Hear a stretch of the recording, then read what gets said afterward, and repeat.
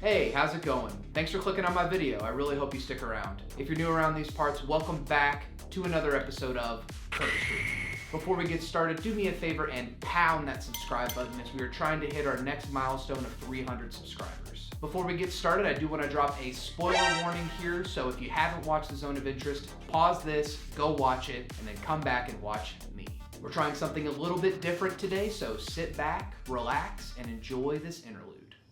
Many things crossed my mind while watching The Zone of Interest. Why does everything feel so normal? Why does the king of Auschwitz lamenting leaving his horse behind to work far away from home hit me like Tony Soprano in Pie Oh My? How much of my hearing did I lose in my late teens, early 20s going to punk shows because I don't hear as much screaming as I expected? I left the theater at 2:59 p.m. I was intrigued, entertained, but also frustrated. Frustrated by what exactly I was supposed to take away from it. This is where I broke down on my drive down Oak Street, tears streaming down my face. The infamous train, Louisville natives know, blocked me from getting home, and I thought, okay, now I have time to think about my thoughts. I felt sick by how confusing evil is. The way the film is shot makes everything feel so real, the color crisp and nature strikingly green and lush. Feels like a place you'd want to vacation. And then you're slowly shown largely through things happening off in the distance, obfuscated by children playing and swimming, parents rifling through the clothes taken from concentration camp victims. The way that evil can persist under the guise of normalcy. Calling movies art and important feels too pandering and succinct, annoying in how simplistic those words are in conversation. The movie stands as a sickening portrayal of the outcome of bigotry and hate.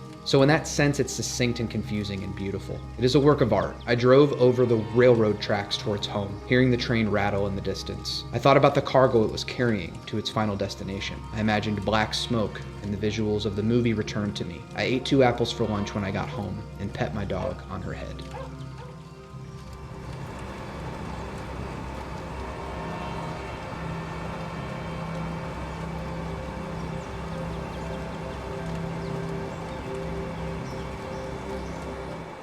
It's difficult to really review a movie like The Zone of Interest. Sure, there are things you can latch onto critically and analyze, and yeah, some stuff doesn't really make sense on the first watch. The power of this movie is in the lingering ooze it leaves with you. Ooze may sound reductive, but this is a subject matter that is not easily shaken. Glazer makes it very clear that not only can a movie about genocide be made now, and this was actually shot in 2022, genocide is happening right now all around us. I even had a moment while reading the synopsis for this movie, and I was just like, ugh, another Holocaust movie. But as mentioned, it's a movie that is going to live on well past the awards season hype. I even believe that it'll be played in museums and movie houses for years to come, and those kinds of places bring another word to mind that's very important in talking about Zone of Interest, which is sanitization.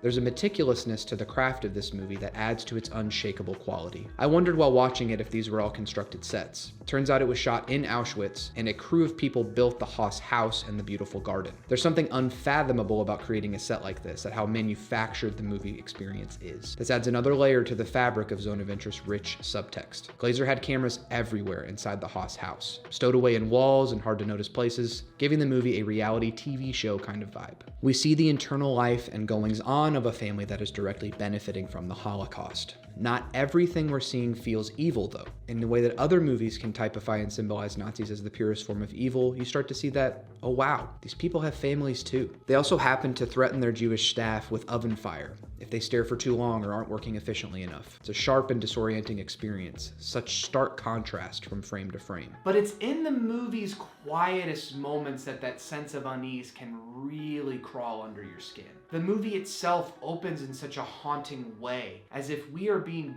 born into this world through the camera lens. Sounds wash over you, wildlife and crashing machinery, the babbling of small children. This stark contrast is made ever apparent. Watching this in a theater was frustrating, but also beautiful. Imagine the people being forced into furnaces, finding out that their story would be told on a big screen later while people are gobbling up Sour Patch Kids and ripping through plastic to get to their candy and snacks, slurping their Diet Coke. That realization during the prolonged black screen intro was sickening to think about. I grimaced at the group next to me that was chattering through this intro and was like, come on people, the whole point of this movie, don't you know, is it's auditory. But even that consternation over a movie that I paid for and wanting like this perfect experience felt privileged and gross and wrong. Glazer said in press for the movie that The Sound of the Zone of Interest is a second movie entirely. Sound designer Johnny Byrne compiled a 600-page document that was researched and timelined events of the comings and goings of Auschwitz in order to put together a sound collection of gunfire from that era, people screaming, the machinery hum and crawl, boots meeting ground. All of it was made to be auditorily accurate to the distance that the family would be from where the atrocities were taking place. The music is sparse in the movie, though when it hits hard. It's gut-wrenching. Kudos to composer Micah Levy's work, and here's hoping we get a separate soundtrack release with more music that was left unused. I've been fixated on the visuals of the movie more so in how well they serve to characterize the film itself and its characters, or maybe their lack of character. In particular, there's a use of thermal visuals in a scene where a young Polish woman is delivering apples to the work sites where the imprisoned work each day. Having something so vibrant and nutritious placed amongst that despair and torture. There's the opening scene of the Haas family by a river, lush greenery and oversaturated nature splayed out in front of us. It's beautiful. What lays outside of the camera frame is all we can think about. Why show such beauty in a movie that is so much about the heartless and cruel? The acting on display here is some of the scariest acting I've ever seen in a movie.